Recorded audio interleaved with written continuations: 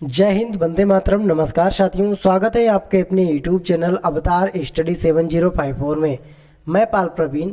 आज के वीडियो में बात करेंगे भारतीय इतिहास से जुड़े महत्वपूर्ण प्रश्न।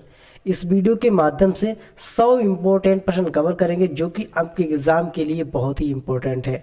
अगर आप यूपी ट्रिपल एससी पेट एग्ज़ाम की तैयारी करते हैं तो पेट एग्ज़ाम के लिए वीडियो बहुत ही इम्पोर्टेंट होने वाला है।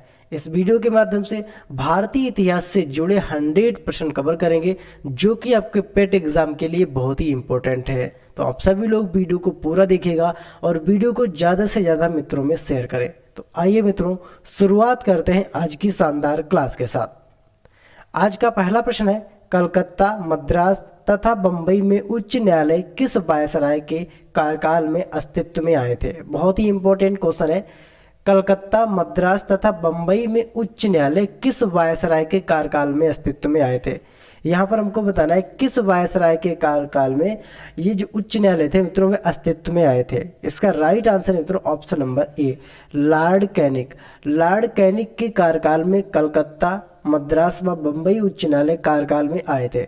अब बात करते हैं मित्रों कलकत्ता उच्च न्यायालय की स्थापना। कलकत्ता उच्च न्यायालय की जो स्थापना थी मित्रों वह 1 जुलाई 1862 ईस्वी को हुई थी। ठीक है, कलकत्ता उच्च न्यायालय की। यहीं पे बात करें मद्रास उच्च न्यायालय की, तो मद्रास उच्च न्यायालय की जो स्थापना थी मित्रों वह हुई थी 26 जनवरी। ठीक है, 26 जनवरी 1862 को मद्रास उच्च न्यायालय की स्थापना हुई थी। और 1862 को ही, ठीक है, 14 अगस्त 1862 को बम्बई उच्च न्यायालय की स्थापना हुई थी। आपने याद रखना है। ये तीनों पॉइंट आपके लिए बहुत ही इंपॉर्टेंट है। आप सभी लोग इन पॉइंट को अच्छे से याद रखेंगे। अब बात करते हैं मित्रों उच्च न्यायालय की संख्या। भारत में उच्च न्यायालय की संख्या की बात करते हैं तो भारत में अब तक कुल 25 उच्च न्यायालय बनाए जा चुके हैं। आपने अच्छे से याद रखना है। आगे बात करेंगे क्वेश्चन नंबर 2 की। भारतीय नेपोलियन के नाम से आमतौर पर कौन हिंदू राजा विख्यात था। वेरी इंपॉर्टेंट क्वेश्चन है। भारतीय नेपोलियन के नाम पर आमतौर पर कौन हिंदू राजा विख्यात था। चंद्रगुप्त, समुद्रगुप्त, अलाउद्दीन खिलजी या इनमें से कोई नहीं। सभी लोग आंसर कमेंट करेंगे। राइट आंसर है इसका ऑप्शन नंबर बी, समुद्रगुप्त जो राजा था मित्रों ये नेपोलियन के नाम से प्रसिद्ध था। आपने याद रखना, हिंदू राजा था और ये नेपोलियन के नाम से मित्रों प्रसिद्ध था। आपने अच्छे से याद रखना है। आगे बात करेंगे क्वेश्चन नंबर 3 की। बाल गंगाधर तिलक किसे अपना राजनीतिक गुरु मानते थे। वेरी इंपॉर्टेंट क्वेश्चन यहाँ पर तिलक हुआ। बाल गंगाधर तिलक किसे अपना राजनीतिक गुरु कहते थे या मानते थे। वेरी इंपॉर्टेंट क्वेश्चन है। सभी लोग आंसर कमेंट करेंगे और क्लास को मित्रों में शेयर जरूर करें। अगर आप हमारे यूट्यूब चैनल पर पहली बार जुड़े हैं तो प्लीज चैनल को सब्सक्राइब जरूर करें मित्रों। अब यहाँ पर बात करते हैं बाल गंगाधर तिलक ने अपना राजनीतिक गुरु किसे कहते थे। राइट आंसर है इसका ऑप्शन नंबर वी, दादा भाई नौरोजी को बाल गंगाधर अपना राजनीतिक गुरु कहते थे। ये पॉइंट आपने अच्छे से याद रखना है। ठीक है, दादा भाई बाल गंगाधर तिलक की बात करते हैं तो इनका जो मूल नाम था केशव गंगाधर। ठीक है, केशव गंगाधर मित्रों इनका मूल नाम था। ठीक है, बाल गंगाधर का केशव गंगाधर इनका मूल नाम था। ये पॉइंट आपने अच्छे से याद रखना है। भारतीय स्वतंत्रता संग्राम के समय ये सबसे लोकप्रिय नेता रहे थे और इन्हें लोग लोकमान्य भी कहते थे। ठीक है, इनको लोग लोकमान्य के नाम से भी जानते थे। ये पॉइंट आपने अच्छे से याद रखना है। लोकमान्य के नाम से किसको जानते थे। बाल गंगाधर तिलक को। आगे बात करते हैं। भारतीय प्रतीक पर उत्कीर्ण सत्यमेव जयते लिया गया है। वेरी इंपॉर्टेंट क्वेश्चन है मित्रों। सभी लोग आंसर कमेंट करते जाएंगे। भारतीय प्रतीक पर जो उत्कीर्ण सत्यमेव जयते लिखा रहता है ये कहाँ से लिया गया है। राइट आंसर है इसका ऑप्शन नंबर ए, मुंडकोपनिषद से। ठीक है, मुंडकोपनिषद से इसको लिया गया है। इसका जो अर्थ होता है वह क्या होता है, सत्य की जय होती है। यानी सत्य की हमेशा क्या होती है, विजय होती है। अगला प्रश्न है, वेद शब्द का अर्थ है। वेरी इंपॉर्टेंट क्वेश्चन है मित्रों। वेद शब्द का अर्थ है, यानी वेद शब्द का अर्थ क्या है। संसार, आकाश, ज्ञान या इनमें से कोई नहीं। अब वेद शब्द की बात हुई है, वेद शब्द से मतलब यहाँ पर ज्ञान से। कहाँ से मित्रों, वेद शब्द का जो अर्थ है वह ज्ञान से संबंधित है। ये पॉइंट आपने अच्छे से याद रखना है। और कहाँ से लिया गया है मित्रों, वेद, ये ऋग्वेद से लिया गया है। वेद शब्द ऋग्वेद से लिया गया है। अगर ऋग्वेद में मंत्रों की संख्या की बात करते हैं तो इसमें 10,527 मंत्र हैं ऋग्वेद में। आपने अच्छे से याद रखना है। ठीक है, आगे बात करेंगे। मनसबदारी प्रणाली किसने आरंभ की थी? वेरी इंपॉर्टेंट क्वेश्चन है। मनसबदारी जो प्रणाली थी मित्रों वह किसने आरंभ की थी? सभी लोग आंसर कमेंट करते जाएंगे। मनसबदारी प्रणाली। राइट जो आंसर है इसका ऑप्शन नंबर बी, अकबर के द्वारा मनसबदारी प्रणाली को आरंभ किया गया था। ठीक है, अकबर के द्वारा, ये पॉइंट आपने अच्छे से याद रखना है, अकबर के द्वारा मनसबदारी प्रणाली को आरंभ किया गया था। अगला प्रश्न है, किस शासक ने जजिया कर समाप्त किया था? वेरी वेरी इंपॉर्टेंट क्वेश्चन है मित्रों। किस शासक ने जजिया कर समाप्त कर दिया गया था, किया था? सभी लोग आंसर कमेंट करेंगे। जजिया कर किसने समाप्त किया था? क्वेश्चन नंबर 7 का राइट आंसर है ऑप्शन नंबर ए, अकबर के द्वारा जजिया कर समाप्त कर दिया गया था। ये पॉइंट आपने अच्छे से याद रखना है। और कब समाप्त किया था? 1564 में अकबर ने जजिया कर समाप्त कर दिया था। ये पॉइंट आपने अच्छे से याद रखना है। 1564 में किसके द्वारा? अकबर के द्वारा समाप्त किया गया था। अगला प्रश्न है, किसके शासनकाल में 1 रुपया का सिक्का टकसालित किया गया था? वेरी इंपॉर्टेंट क्वेश्चन है। किसके शासनकाल में 1 रुपये का सिक्का टकसालित यानी चालू किया गया था? शेरशाह सूरी, जहांगीर, अकबर या इनमें से कोई नहीं? राइट आंसर है इसका option number A, Sher Shah Suri.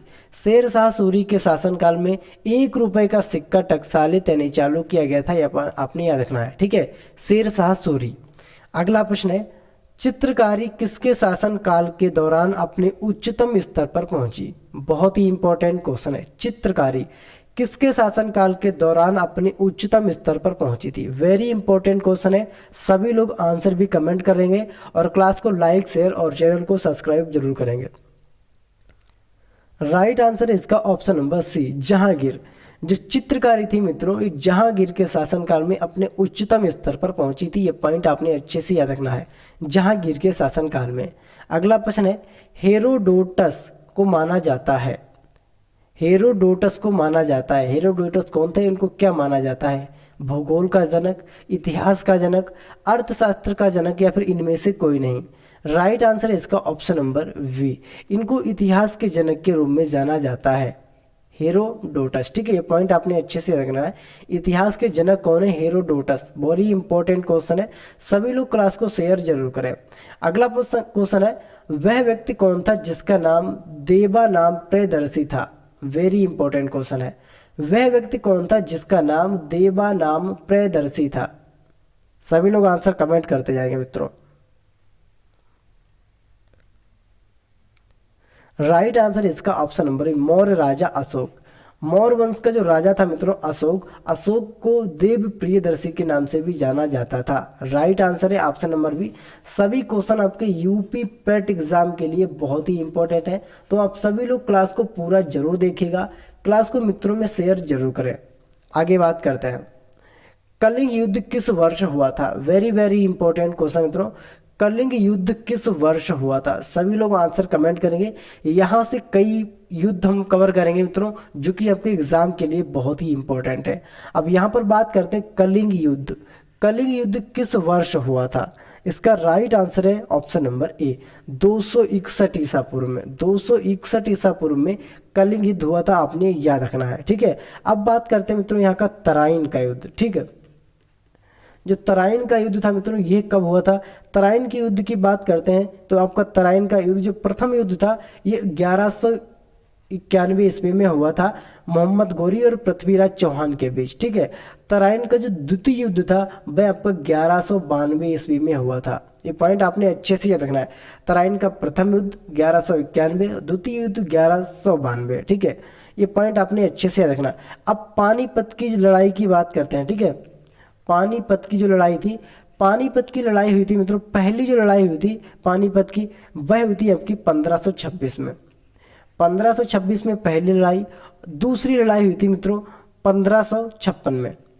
1556 में दूसरी लड़ाई, और फिर तीसरी बार पानीपत का जब युद्ध हुआ था वह आपका हुआ था मित्रों, पानीपत की जो तीसरी लड़ाई हुई थी 1761 ईस्वी में। कब? 1761 ईस्वी में पानीपत की ये हुई थी। आपकी 3 लड़ाई पानीपत की लगातार हुई थी। अब आइए यहाँ पर बात करते हैं, यहाँ पर अब बात करेंगे मित्रों तालीकोटा का युद्ध।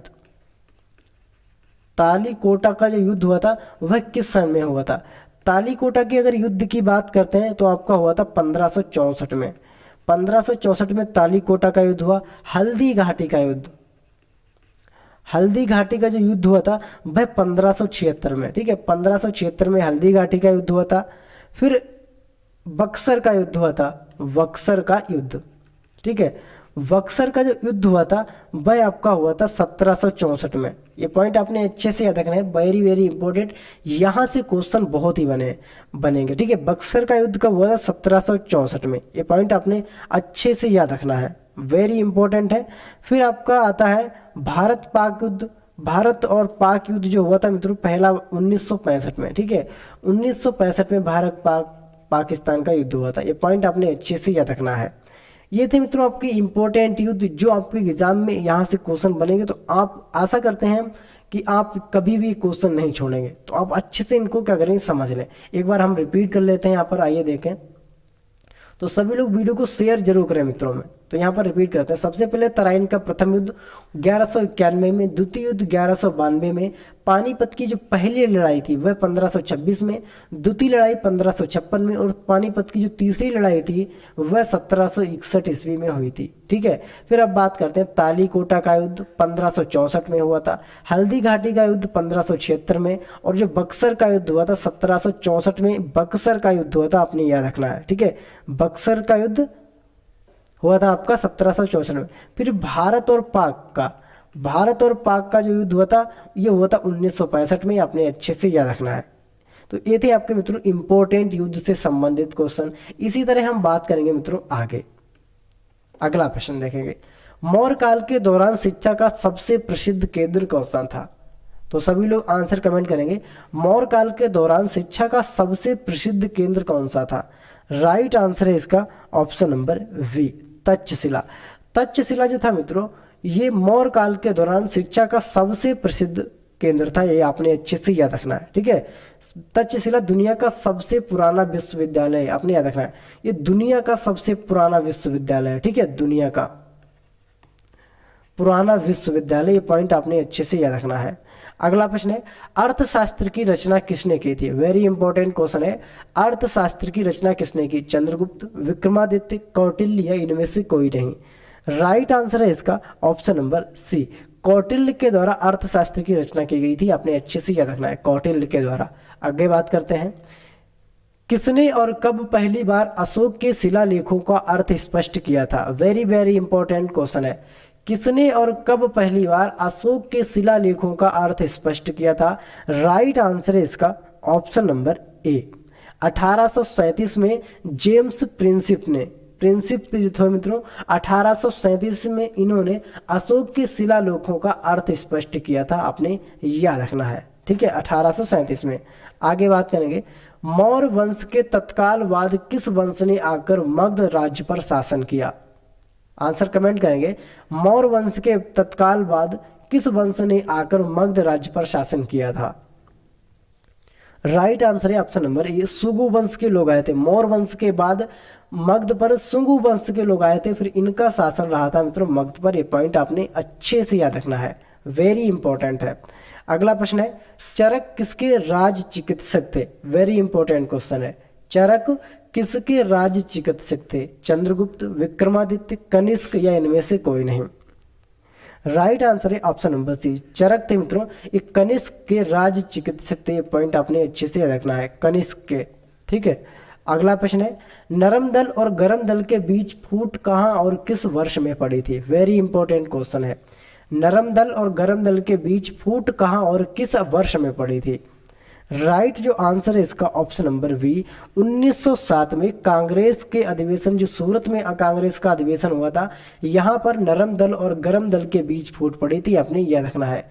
कांग्रेस के सूरत अधिवेशन में सन 1907 में। ये पॉइंट आपने अच्छे से याद रखना है, वेरी इंपॉर्टेंट डेट है।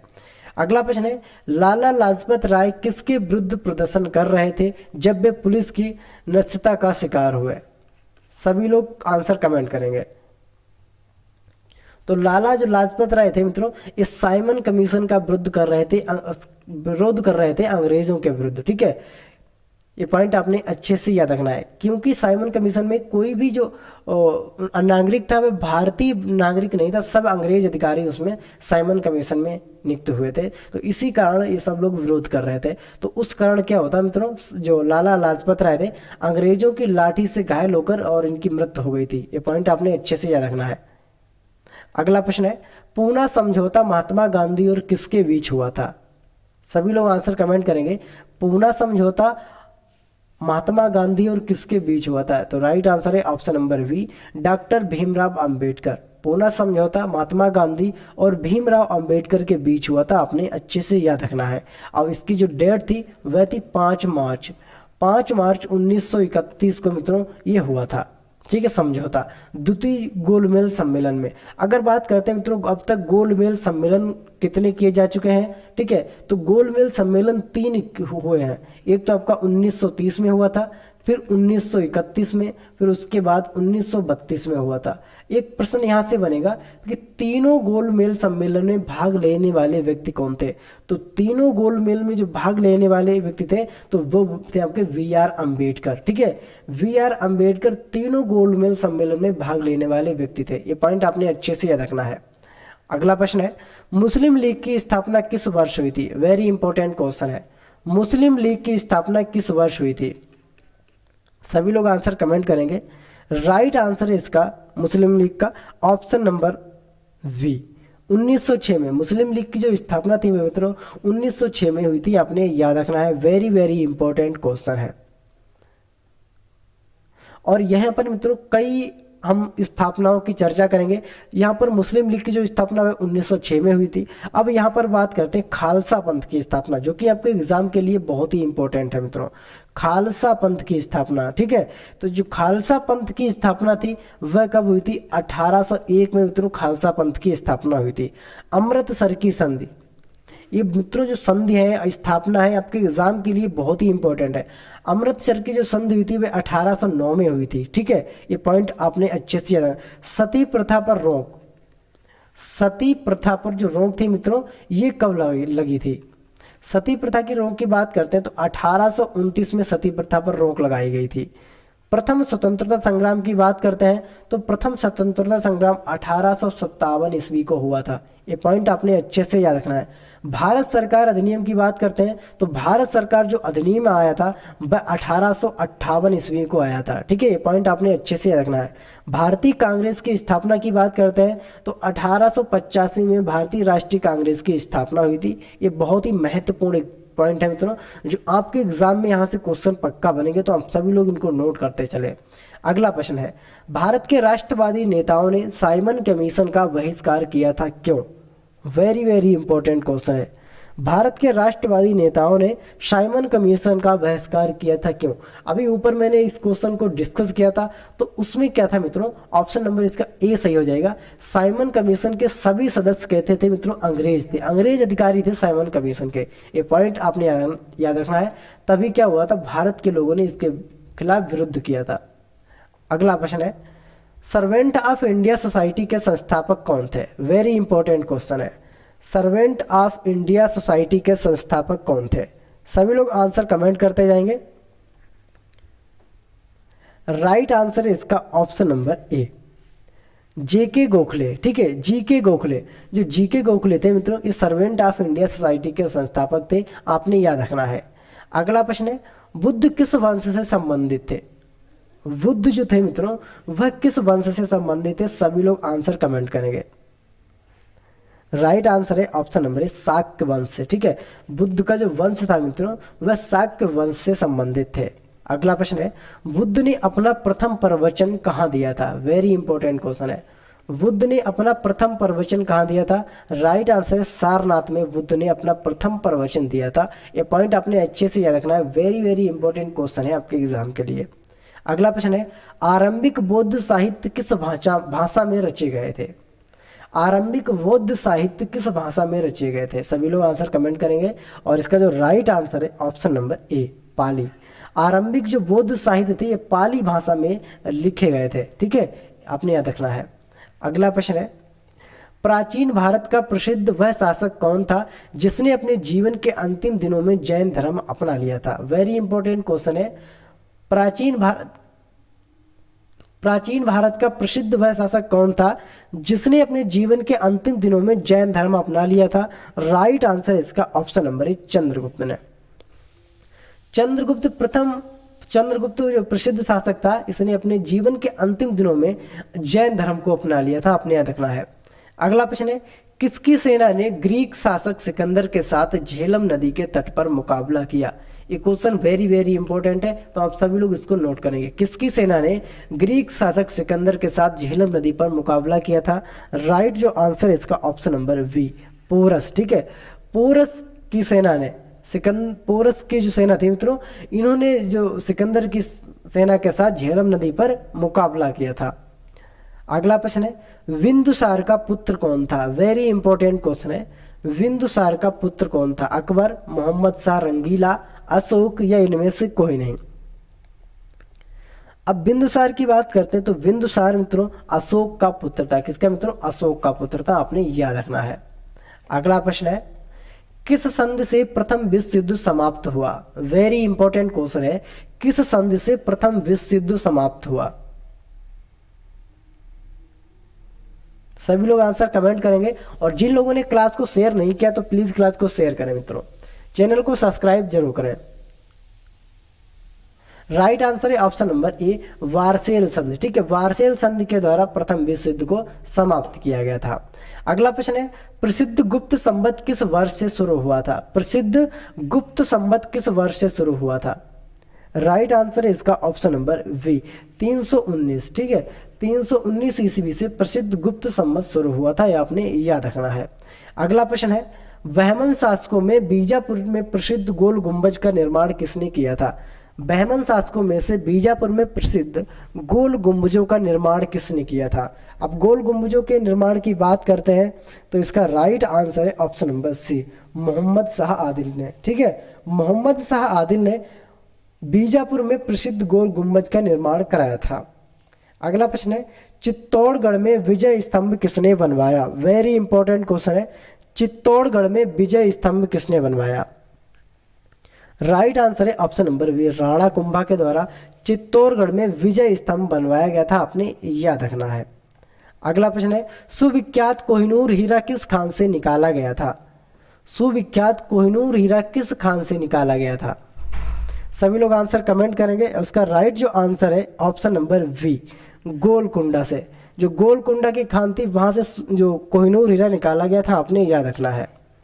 अगला प्रश्न है, पानीपत की पहली लड़ाई किस वर्ष लड़ी गई थी। बहुत ही इंपॉर्टेंट क्वेश्चन है, पानीपत की पहली लड़ाई किस वर्ष लड़ी गई थी। सभी लोग आंसर कमेंट करेंगे। पानीपत की पहली लड़ाई की बात करते हैं मित्रों, तो ये हुई थी आपकी 1526 में। राइट आंसर है ऑप्शन नंबर है, पानीपत की पहली लड़ाई हुई थी 1526 में। दूसरी लड़ाई हुई थी आपकी 1556 में। ठीक है, 1556 में दूसरी, और फिर तीसरी जो लड़ाई हुई थी वह हुई थी आपकी 1761 में। ठीक है, 1761 में दूसरी लड़ाई हुई थी। तीसरी लड़ाई हुई थी पानीपत की, ये आपने याद रखना है। आगे बात करेंगे, बाबर ने ताजु के बाबरी नामक अपने संस्मरण किस भाषा में लिखे थे। बाबर ने ताजु के बाबरी नामक संस्मरण किस भाषा में लिखे थे। राइट आंसर इसका ऑप्शन नंबर है, तुर्की भाषा में बाबर ने, तुर्की भाषा में तुजु के बाबरी नामक संस्करण लिखा था बाबर ने। ठीक है, अगला प्रश्न है, ब्रिटिश ने पंजाब को किस सन में अपने राज्य में मिला लिया था। ब्रिटिश ने पंजाब को किस सन में अपने राज्य में मिला लिया था। वेरी इंपॉर्टेंट क्वेश्चन है। राइट आंसर है ऑप्शन नंबर बी, 1849 में। 1849 में मित्रों ब्रिटिश ने पंजाब को अपने शासन में मिला लिया था। अगला प्रश्न है, जिस समय 1761 में पानीपत की तीसरी लड़ाई में अहमद शाह अब्दाली ने मराठों को हराया, उस समय दिल्ली का शासक कौन था। 1761 में अहमद शाह अब्दाली ने मराठों को हराया था, उस समय दिल्ली का शासक कौन था। राइट आंसर है option number B, Shah Alam द्वितीय। उस समय जो दिल्ली के शासक थे शाह आलम द्वितीय, अपने याद रखना है। अगला प्रश्न है, भारत में पहली बार कौन सा अंग्रेजी जहाज था आया था मित्रों। भारत में पहली बार कौन सा अंग्रेजी जहाज था। तो पहली बार जो अंग्रेजी जहाज आया था या था, तो इसका राइट आंसर है option number B, red dragon. जो अंग्रेजी जहाज आया था, रेड ड्रैगन नाम का जहाज आया था। ठीक है, अगला प्रश्न है, इलाहाबाद स्तंभ शिलालेख किसने बनवाया था? वेरी इंपॉर्टेंट क्वेश्चन है, इलाहाबाद स्तंभ शिलालेख किसने बनवाया था? अब इलाहाबाद स्तंभ शिलालेख की बात करते हैं तो ये आपका बनवाया गया था हरिसेन के द्वारा, हरिसेन के द्वारा बनवाया गया था। बारह मीर क्या थे? 12 मीर थे मित्रों। तो 12 मीर थे या 12 मीर क्या थे, आपको बताना है। 12 मीर थे। राइट आंसर है इसका ऑप्शन नंबर ए, एक प्राचीन खगोलविद। राइट आंसर है ऑप्शन नंबर ए, ये 12 मीर जो थे मित्रों एक प्राचीन खगोलविद थे, आपने याद रखना है। अगला प्रश्न है, गंगा को उत्तर से दक्षिण ले जाने वाला चोल राजा कौन सा था? वेरी इंपॉर्टेंट क्वेश्चन है, गंगा को उत्तर से दक्षिण ले जाने वाला चोल राजा कौन सा था? राइट आंसर है option number B, Rajendra Chola. ठीक है, राजेंद्र चोल के द्वारा गंगा को उत्तर से दक्षिण ले जाया जाने वाला राजा था। अगला प्रश्न है, अधिकांश चोलकालीन मंदिर किस देवता को समर्पित हैं? अधिकांश चोलकालीन जो मंदिर है वे किस देवता को समर्पित हैं? राइट आंसर है ऑप्शन नंबर सी, शिव। ठीक है, अधिकांश जो चोलकालीन मंदिर है थे मित्रों वे शिव देवता को समर्पित थे। अगला प्रश्न है, चोल वंश भारत के किस भाग में अधिकतर शासन करते थे? चोल वंश के जो लोग थे मित्रों वे भारत के किस भाग में सबसे अधिक शासन करते थे? राइट आंसर है ऑप्शन नंबर बी, दक्षिण। भारत के दक्षिण में सबसे अधिक चोल वंश के लोग शासन करते थे। किस चोल शासक ने श्रीलंका के उत्तरी भाग को जीतकर अपने साम्राज्य का एक प्रांत बनाया था? वेरी इंपॉर्टेंट क्वेश्चन है, किस चोल शासक ने श्रीलंका के उत्तरी भाग को जीतकर अपने साम्राज्य का एक प्रांत बनाया था? आंसर कमेंट करेंगे। राइट आंसर इसका ऑप्शन नंबर ए, राजराज ने। ठीक है, राजराज इसका राइट आंसर है। अगला प्रश्न है, प्राचीन चोल साम्राज्य की राजधानी कहाँ पर थी? प्राचीन चोल साम्राज्य की राजधानी की बात करते हैं तो प्राचीन चोल साम्राज्य की जो राजधानी थी वह थी मित्रों उरेर में। ठीक है, उरेर में, ये आपने याद रखना है, उरेरू। ठीक है, अगला प्रश्न है, एलोरा में कैलाशनाथ मंदिर का निर्माण किसने किया? वेरी इंपॉर्टेंट क्वेश्चन है, एलोरा में कैलाशनाथ मंदिर का निर्माण किसने किया? ऑप्शन नंबर बी वाला सही है इसका, कृष्ण के द्वारा। कृष्ण के द्वारा एलोरा में कैलाश मंदिर का निर्माण कराया गया है। आगे बात करेंगे, महाबलीपुरम में रथ मंदिरों का निर्माण किस पल्लव शासक के शासनकाल में हुआ? वेरी इंपॉर्टेंट क्वेश्चन है, महाबलीपुरम में रथ मंदिरों का निर्माण किस पल्लव शासक के शासनकाल में हुआ? सही आंसर है option number A, Narasimhan Barman प्रथम के शासनकाल में। नरसिम्हन जो बर्मन, नरसिंह बर्मन, यहाँ पर नरसिंह होगा, नरसिंह बर्मन प्रथम के शासनकाल में महाबलीपुरम में रथ मंदिरों का निर्माण कराया गया था। अगला प्रश्न है, पश्चिमी चालुक्य वंश का प्रसिद्ध शासक कौन था? तो पश्चिमी चालुक्य वंश का जो प्रसिद्ध शासक था मित्रों वह आपका था पुलकेशन द्वितीय। पुलकेशन द्वितीय मित्रों पश्चिमी चालुक्य वंश का प्रसिद्ध शासक था। अगला प्रश्न है, विक्रमादेव चरित के लेखक कौन थे? विक्रमादेव चरित के लेखक कौन थे? यहाँ पर हमको लेखक बताने हैं कि विक्रमादेव चरित के लेखक कौन थे। राइट आंसर है इसका ऑप्शन नंबर वी, इसके जो लेखक थे वो थे विल्हण। ठीक है, विल्हण विक्रमादेव चरित्र के लेखक थे। अगला प्रश्न है, भीमबेटका गुफा किस राज्य में है? वेरी इंपॉर्टेंट क्वेश्चन है, भीमबेटका गुफा किस राज्य में है? राइट आंसर है ऑप्शन नंबर वी, भीमबेटका की जो गुफा है मित्रों में मध्य प्रदेश के राज्य में है। भीमबेटका की गुफा मध्य प्रदेश राज्य में है, अपने अच्छी से याद रखना है। 50 क्वेश्चन मित्रों कवर कर लिए हैं हमने, और आप सभी लोग वीडियो को पूरा जरूर देखिएगा। 50 क्वेश्चन और हैं और बहुत जल्दी हम कवर करने वाले हैं। ठीक है, अगला प्रश्न है, सिंधु घाटी सभ्यता की लिपि कौन सी थी? सभी लोग कमेंट करेंगे आंसर, सिंधु घाटी सभ्यता की लिपि कौन सी थी? सही आंसर इसका ऑप्शन नंबर सी, अज्ञात। सिंधु घाटी सभ्यता की जो लिपि थी वह अज्ञात लिपि थी। अज्ञात लिपि से मतलब होता है कि इनकी भाषा को कोई समझ ही नहीं पाया था। ठीक है, अगला प्रश्न है, मोहनजोदड़ो में सबसे बड़ा भवन कौन सा था? ये कौन सा है? सभी लोग आंसर कमेंट करेंगे, मोहनजोदड़ो में सबसे बड़ा भवन कौन सा है? क्वेश्चन नंबर 52 का जो सही आंसर है ऑप्शन नंबर ए, ध्यानागार। ठीक है, सबसे जो बड़ा भवन था वह था आपका ध्यानागार, आपने याद रखना है। अगला प्रश्न है, सिंधु घाटी के लोगों की एक महत्वपूर्ण रचना किसकी मूर्ति है? सिंधु घाटी के लोगों की एक महत्वपूर्ण रचना किसकी मूर्ति है? सही आंसर इसका ऑप्शन नंबर है नृत्य करती हुई बालिका। ठीक है, नृत्य करती बालिका की यहाँ पर मूर्ति है। अगला प्रश्न है सिंधु घाटी सभ्यता का पतन नगर कौन सा है? तो सिंधु घाटी सभ्यता के पतन नगर की बात करते हैं। सिंधु घाटी सभ्यता का जो पतन नगर है वह आपका है लोथल। ठीक है, लोथल क्या है मित्रों? सिंधु घाटी सभ्यता का पतन नगर है। अगला प्रश्न है इब्न बतूता किसके शासनकाल में भारत आया था? वेरी वेरी इंपॉर्टेंट क्वेश्चन है। जो यात्री आए थे विदेश से भारत के अंतर्गत, उससे संबंधित यहाँ पर हम बहुत सारे क्वेश्चन कवर करेंगे। अब यहाँ पर सबसे पहले देखते थे इब्न बतूता किसके शासनकाल में भारत आया था। तो इब्न बतूता जो था मित्रों वह आपका आया था मोहम्मद बिन तुगलक के शासनकाल में। मोहम्मद बिन तुगलक के शासनकाल में इब्न बतूता भारत आया था। ठीक है, अब यहाँ पर हम कवर करेंगे मित्रों मेगास्थनीज। ठीक है, मेगास्थनीज एक यूनानी मित्रों यात्री था, यूनानी यात्री था मेगास्थनीज। ये आया था वो चंद्रगुप्त मौर्य के। ठीक है, चंद्रगुप्त मौर्य के शासनकाल में आया था आपका भारत, आपने याद रखना है। फाहियान आया था, फाहियान आपका एक चीनी यात्री था। फाहियान कैसा यात्री था मित्रों? ये चीनी यात्री था। और ये किसके शासनकाल में आया था? ये चंद्रगुप्त द्वितीय के शासनकाल में आया था फाहियान। ठीक है, फिर आपका अलबरूनी आया था। अलबरूनी पश्चिमोत्तर भारत से आया था, पश्चिमोत्तर भारत से। मार्को पोलो जो इटली का रहने वाला था ये आया था पांड्य राज्य में, आपने अच्छे से याद रखना है। निकोलो कोंटी आया था, ये इटली का रहने वाला था, ये देवराय प्रथम के शासनकाल में आया था। अगला प्रश्न है एक महान रोमानी नावक कादम्बरी का लेखक था। एक महान रोमानी नावक कादम्बरी का लेखक था। तो कादम्बरी का लेखक जो था मित्रों वह कौन था? राइट आंसर है option number B, Banabhatta. Banabhatta Kadambari का लेखक था, आपने याद रखना है। अगला प्रश्न है हर्षवर्धन की आरंभिक राजधानी कहाँ थी? वेरी वेरी इंपॉर्टेंट क्वेश्चन है। हर्षवर्धन की आरंभिक राजधानी कहाँ थी? सभी लोग आंसर कमेंट करेंगे। सही आंसर इसका थानेश्वर। हर्षवर्धन की जो आरंभिक राजधानी थी वह थानेश्वर में थी। अगला प्रश्न है श्रृंगेरी, बद्रीनाथ, द्वारिका और पुरी में 4 मठ स्थापित किए थे, किसके द्वारा? श्रृंगेरी, बद्रीनाथ, द्वारिका और पुरी में 4 मठ स्थापित किए गए थे, किसके द्वारा स्थापित किए गए थे? सही जो आंसर है इसका मित्रों ऑप्शन नंबर सी, आदि शंकराचार्य के द्वारा। आदि गुरु शंकराचार्य के द्वारा 4 मठ स्थापित किए थे श्रृंगेरी, बद्रीनाथ, द्वारिका और पुरी में। अगला प्रश्न है 738 ईस्वी में अरबों को पराजित किया था। 738 ईस्वी में अरबों को किसने पराजित किया था?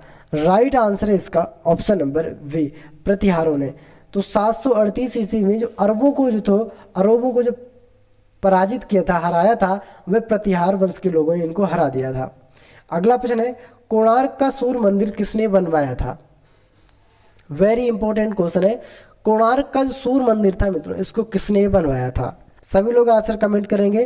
कोणार्क का जो सूर्य मंदिर है ये नरसिंह देव के द्वारा बनवाया गया था। किसके द्वारा? नरसिंह देव। अगला प्रश्न है सुल्तान मोहम्मद कहाँ का शासक था? वेरी वेरी इंपॉर्टेंट क्वेश्चन है। सुल्तान महमूद कहाँ का शासक था? सुल्तान महमूद की बात करते हैं तो ये आपका था गजनी का शासक था मित्रों। कहाँ का? गजनी का शासक था आपका सुल्तान महमूद, आपने याद रखना है। अगला प्रश्न है कुतुब मीनार किस प्रसिद्ध शासक ने पूरा किया था? वेरी इंपॉर्टेंट क्वेश्चन है। कुतुब मीनार किस प्रसिद्ध शासक ने पूरा किया था? कमेंट बॉक्स में बताएंगे कि कुतुब मीनार की नींव किसने रखी थी। सभी लोग कमेंट करेंगे कुतुब मीनार की नींव किसने रखी थी और कुतुब मीनार को किस शासक ने पूरा कराया था? राइट आंसर है इसका ऑप्शन नंबर सी, इतुलतमिश ने। इतुलतमिश ने कुतुब मीनार को पूरा कराया था, आपने याद रखना है। ठीक है, और कमेंट में आप लोग हमें बताएंगे कि कुतुब मीनार की नींव किसने रखी थी। अगला प्रश्न है नियमित मुद्रा जारी करने वाला और दिल्ली को अपने साम्राज्य की राजधानी घोषित करने वाला दिल्ली का प्रथम सुल्तान कौन था? वेरी इंपॉर्टेंट क्वेश्चन है। नियमित मुद्रा जारी करने वाला और दिल्ली को अपने साम्राज्य की राजधानी घोषित करने वाला दिल्ली का प्रथम सुल्तान कौन था? सही आंसर है ऑप्शन नंबर वी, इतुलतमिश। ठीक है, ये दिल्ली को अपनी राजधानी घोषित करने वाला प्रथम सुल्तान था इल्तुतमिश। ठीक है, ये पॉइंट आपने अच्छे से याद रखना है। आगे बात करते हैं भारत की प्रथम महिला शासक कौन थी? सभी लोग आंसर कमेंट करेंगे। भारत की प्रथम महिला शासक कौन थी? रजिया सुल्तान, सोनिया सुल्तान, खानवा सुल्तान, इनमें से कोई नहीं। तो प्रथम महिला शासक की बात करते हैं तो रजिया सुल्तान भारत की प्रथम महिला शासक थी और ये पुत्री थी इल्तुतमिश की पुत्री थी रजिया सुल्तान। अगला प्रश्न है, सल्तनत वंश की विशालतम स्थायी सेना जिसका भुगतान सीधा राज्य द्वारा किया जाता था बनाई थी। किसके द्वारा बनाई गई थी सेना जिसका भुगतान सीधे राज्य के द्वारा किया जाता था? राइट आंसर है इसका ऑप्शन नंबर ए, अलाउद्दीन खिलजी के द्वारा सेना बनाई गई थी जिसका भुगतान सीधे राज्य के द्वारा किया जाता था।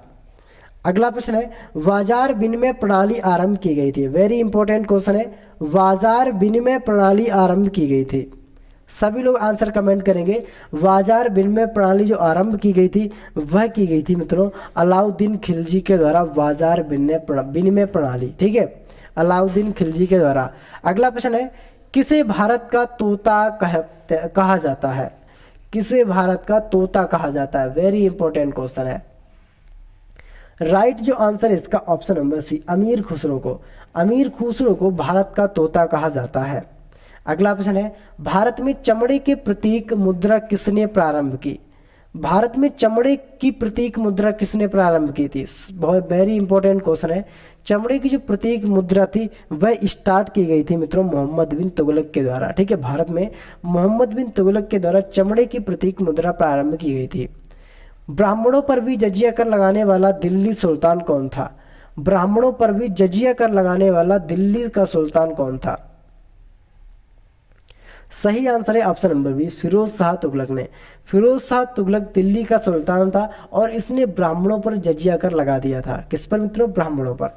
अगला प्रश्न है, किसके शासनकाल में 1 रुपये का सिक्का टकसालित किया गया? वेरी इंपॉर्टेंट क्वेश्चन है। किसके शासनकाल में 1 रुपये का सिक्का जो था वह टकसालित किया गया था या चलाया गया था? राइट आंसर है option number B, Sher Shah Suri के शासनकाल में 1 रुपये का सिक्का चलाया गया था। अगला प्रश्न है, दिल्ली में हुमायूं का मकबरा किसने बनवाया था? दिल्ली में हुमायूं का जो मकबरा था वह किसने बनवाया था? सही आंसर है इसका ऑप्शन नंबर सी, हाजी बेगम ने। हाजी बेगम के द्वारा दिल्ली में हुमायूं का मकबरा बनवाया गया था। अगला प्रश्न है, कालानौर में राज्य अभिषेक के समय अकबर की आयु कितनी थी? वेरी इंपॉर्टेंट क्वेश्चन है। कालानौर में राज्य अभिषेक के समय अकबर की आयु कितनी थी? सही आंसर है इसका ऑप्शन नंबर सी, 13 वर्ष का। जब अकबर का मित्रों राज्य अभिषेक किया गया था तब वह मात्र 13 वर्ष का था, ठीक है, आपने याद रखना है। अगला प्रश्न है, महाभारत का फारसी अनुवाद किसने किया? वेरी इंपॉर्टेंट क्वेश्चन है। महाभारत का जो फारसी अनुवाद है मित्रों वह किसने किया? सभी लोग आंसर कमेंट करेंगे। महाभारत का फारसी अनुवाद किसने किया? सही आंसर है इसका ऑप्शन नंबर बी, वदा इब्नी के द्वारा। महाभारत का जो फारसी में अनुवाद किया गया वह वदा इब्नी के द्वारा किया गया। अगला प्रश्न है, किसने अकबर के जीवन पर कथा लिखी थी? वेरी इंपॉर्टेंट क्वेश्चन है। अकबर के जीवन पर कथा किसने लिखी थी? सही आंसर है इसका ऑप्शन नंबर बी, अबुल फजल के द्वारा मित्रों अकबर के जीवन पर कथा लिखी गई या जीवनी लिखी गई, आपने याद रखना है। अगला प्रश्न है, तुलसीदास ने रामचरितमानस किसके शासनकाल में लिखी? वेरी इंपॉर्टेंट क्वेश्चन है। तुलसीदास ने मित्रों रामचरितमानस किसके शासनकाल में लिखी? सभी लोग आंसर कमेंट करेंगे। सही आंसर है इसका ऑप्शन नंबर सी, अकबर के शासनकाल में तुलसीदास ने रामचरितमानस को लिखा था। अगला प्रश्न है, फतेहपुर सीकरी का निर्माण किसने किया? फतेहपुर सीकरी का निर्माण किसने किया? सभी लोग कमेंट करते जाएंगे। सही आंसर है ऑप्शन नंबर सी, अकबर ने। अकबर के द्वारा फतेहपुर सीकरी का निर्माण किया गया। अगला प्रश्न है, अकबर अपना धार्मिक विचार विमर्श कहाँ करता था? वेरी इंपॉर्टेंट क्वेश्चन है। अकबर अपना धार्मिक विचार विमर्श कहाँ करता था? सही आंसर है ऑप्शन नंबर बी, इबादत खाना में। कहाँ पर मित्रों? अकबर अपना जो धार्मिक विचार था वह इबादत खाना में विमर्श करता था। अगला प्रश्न है, किस मुगल शहंशाह ने मुगल राजधानी आगरा से दिल्ली स्थानांतरण की थी? आगरा से दिल्ली स्थानांतरण करने वाला मुगल शासक कौन सा था? राइट आंसर है इसका ऑप्शन नंबर ए, शाहजहां ने। शाहजहां ने अपनी राजधानी को आगरा से, ठीक है, आगरा से कहाँ लाया था मित्रों? वह दिल्ली लाया था, ठीक है, दिल्ली लाया था, आपने याद रखना, आगरा से दिल्ली। अगला प्रश्न है, विश्व प्रसिद्ध तख्त ए ताउस किस मुगल भवन में रखा गया था? तख्त ए ताउस किस मुगल भवन में रखा गया था? सही आंसर है ऑप्शन नंबर है, दिल्ली के लाल किले के दीवाने आम में। दिल्ली के लाल किले के दीवाने आम में प्रसिद्ध तख्त ए ताउस रखा गया था। अगला प्रश्न है, अकबर का प्रसिद्ध राजस्व मंत्री कौन था? वेरी इंपॉर्टेंट क्वेश्चन है। अकबर का प्रसिद्ध राजस्व मंत्री कौन था? सभी लोग आंसर कमेंट करेंगे। सही आंसर है option number C, Todarmal. Akbar का जो प्रसिद्ध राजस्व मंत्री था मित्रों, वह कौन था? टोडरमल था, आपने याद रखना है, प्रसिद्ध राजस्व मंत्री। अगला प्रश्न है, अकबर के दरबार में सबसे प्रसिद्ध संगीतकार तानसेन का मूल नाम क्या था? अकबर के दरबार में सबसे प्रसिद्ध संगीतकार थे मित्रों, इनका नाम था तानसेन। इनके मूल नाम क्या था? इनका जो मूल नाम था वह क्या था? राइट आंसर है option number B, Ramtanu Pandey. इनका जो मूल नाम था वह रामतनु पांडे था। ठीक है, रामतनु पांडे, आपने याद रखना है। अगला प्रश्न है, कौन सा मुगल बादशाह जिंदा पीर के नाम से जाना जाता है? वेरी वेरी इंपॉर्टेंट क्वेश्चन है। कौन सा मुगल बादशाह जिंदा पीर के नाम से जाना जाता है? सही आंसर है इसका ऑप्शन नंबर वी, औरंगजेब को। औरंगजेब को लोग जिंदा पीर के नाम से भी जानते हैं, आपने याद रखना है। ठीक है, जिंदा पीर। अगला प्रश्न है, मुगल शासकों की दरबारी भाषा थी। मुगल शासकों की दरबारी भाषा कौन सी थी? उर्दू, तुर्की, फारसी, इनमें से कोई नहीं। सही आंसर है ऑप्शन नंबर सी, मुगल शासकों की दरबारी भाषा थी वह फारसी थी। कौन सी मित्रों? फारसी, आपने याद रखना है। फारसी भाषा मुगल शासकों के दरबारी कवि की थी। भारत में बीबी का मकबरा कहाँ स्थित है? भारत में बीबी का मकबरा कहाँ स्थित है? सही आंसर है इसका ऑप्शन नंबर सी, औरंगाबाद में। बीबी का जो मकबरा है वह औरंगाबाद में स्थित है। अगला प्रश्न है, शेर शाह की मृत्यु कहाँ लड़ते हुई थी? वेरी इंपॉर्टेंट क्वेश्चन है, शेर शाह की मृत्यु कहाँ लड़ते हुए हुई थी? अब शेर शाह की जो मृत्यु थी मित्रों, वह कलिंजर के युद्ध में लड़ते लड़ते हो गई थी मित्रों, कलिंजर में। ठीक है। अगला प्रश्न है, सूफी आंदोलन मूलतः कहाँ से प्रारंभ हुआ था? सूफी आंदोलन, सभी लोग आंसर कमेंट करेंगे। सूफी आंदोलन मूलतः कहाँ से प्रारंभ हुआ था? सही आंसर है ऑप्शन नंबर ए, फारस से। फारस से प्रारंभ हुआ था, पारसियों के द्वारा। ठीक है। अगला प्रश्न है, कृष्ण देव राय ने कौन सी पुस्तक लिखी? वेरी इंपॉर्टेंट मित्रों क्वेश्चन है। कृष्ण देव राय ने कौन सी पुस्तक लिखी है? आंसर कमेंट करेंगे सभी लोग। सही आंसर इसका option number B, Amuktamalyada. Amuktamalyada मित्रों एक कृष्ण देव राय की पुस्तक है, आपने याद रखना है, अमुक्तमाल्यद। अगला प्रश्न है, तालीकोटा की प्रसिद्ध लड़ाई कब हुई थी? वेरी इंपॉर्टेंट क्वेश्चन है मित्रों, तालीकोटा की प्रसिद्ध लड़ाई। सभी लोग आंसर कमेंट करेंगे। तालीकोटा, अब तालीकोटा की जो लड़ाई की बात करते हैं मित्रों, ये आपकी हुई थी ऑप्शन नंबर ए 65 में। कब मित्रों हुई थी? 64 और 65 में। मतलब तालीकोटा की जो लड़ाई 1564 से लगाकर और 65 तक चली थी। ठीक है, 64-65 में लड़ाई हुई थी। राइट आंसर है ऑप्शन नंबर ए, आपने याद रखना है। अगला प्रश्न है, बीजापुर अपनी किस चीज के लिए प्रसिद्ध है? वेरी इंपॉर्टेंट क्वेश्चन है। बीजापुर अपनी किस चीज के लिए प्रसिद्ध है? नमक के लिए, कारखानों के लिए, गोल गुंबज के लिए? बीजापुर आपका गोल गुंबजों के लिए प्रसिद्ध है, आपने याद रखना है। अगला प्रश्न है, खानवा के युद्ध में बाबर द्वारा पराजित किए जाने वाला राजपूत था। खानवा के युद्ध में बाबर द्वारा पराजित किया जाने वाला राजपूत था मित्रों। बाबर के द्वारा पराजित किए जाने वाला राजपूत कौन सा था? राणा कुंभा, अशोक, राणा सांगा। तो सही जो आंसर है इसका ऑप्शन नंबर सी, राणा सांगा मित्रों कौन था? ये खानवा के युद्ध में बाबर के द्वारा पराजित किया गया था। ठीक है, राणा सांगा। अगला प्रश्न है, दिल्ली में पुराना किला किसने बनवाया था? दिल्ली के पुराने किले की बात करते हैं तो दिल्ली का जो पुराना किला है ये बनवाया गया था मित्रों शेर शाह के द्वारा, आपने याद रखना है। ठीक है, शेर शाह के द्वारा मित्रों दिल्ली का पुराना किला बनवाया गया था। अगला आगे बात करते हैं, हुमायूं को किस लड़ाई में पराजय के बाद भारत से भागना पड़ा? वेरी इंपॉर्टेंट क्वेश्चन है। हुमायूं को किस लड़ाई के बाद, पराजय के बाद भारत से भागना पड़ा था? सही आंसर है इसका ऑप्शन नंबर सी, कन्नौज की। कन्नौज की लड़ाई में हुमायूं को हरा दिया गया था और वहीं से भारत छोड़ के वो भाग गया था। अगला प्रश्न है, प्लासी के युद्ध के समय बंगाल का नवाब कौन था? वेरी इंपॉर्टेंट क्वेश्चन मित्रों। प्लासी के युद्ध के समय बंगाल का नवाब कौन था? प्लासी का युद्ध कब हुआ था? ये 1757 ईस्वी में प्लासी का युद्ध हुआ था, आपने याद रखना है। और उस समय बंगाल का नवाब कौन था, यहाँ पर पूछा गया है। तो बंगाल के नवाब की बात करते हैं, वह था आपका सिराजुद्दौला। ठीक है, सिराजुद्दौला उस समय बंगाल का नवाब था। प्लासी की जो लड़ाई हुई थी वह 1757 ईस्वी में। अगला प्रश्न है आर्य समाज के संस्थापक कौन थे? वेरी इंपॉर्टेंट क्वेश्चन है। आर्य समाज के संस्थापक की बात करते हैं तो आर्य समाज के जो संस्थापक थे वह थे आपके दयानंद सरस्वती, आर्य समाज के संस्थापक, आपने याद रखना है।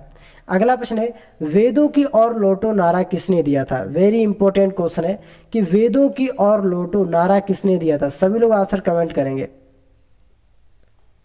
सही आंसर इसका ऑप्शन नंबर ए, ठीक है। राइट आंसर क्या है? ऑप्शन नंबर ए, दयानंद सरस्वती ने नारा दिया था कि वेदों की ओर लौटो।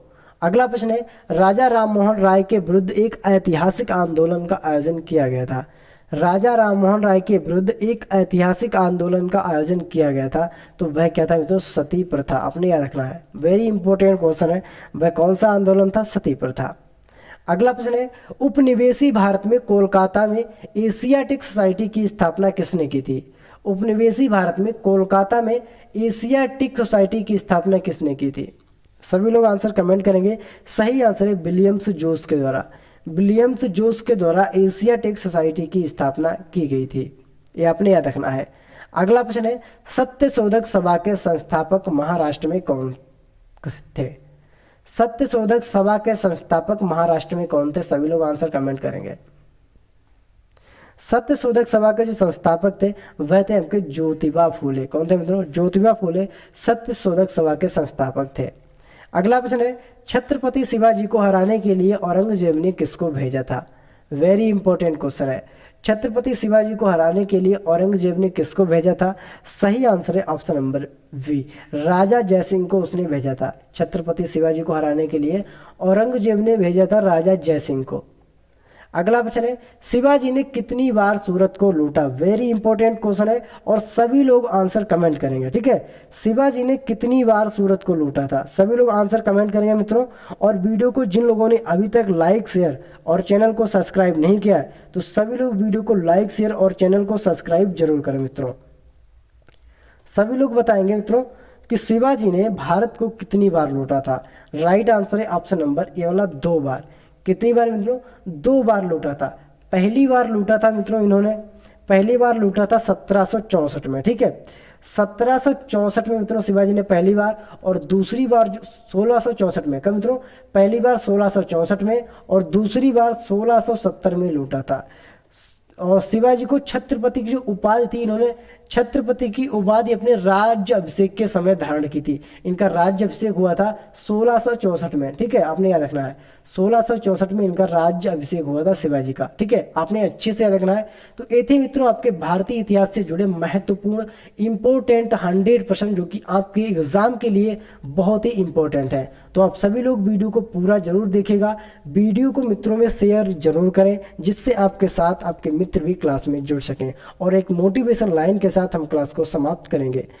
बेहतर से बेहतर होने का तलाश करिए, मिल जाए नदी तो समंदर की तलाश करिए, टूट जाते हैं शीशे पत्थर की चोट से, पत्थर टूट जाए ऐसे शीशे तलाश करिए। जय हिंद, जय भारत।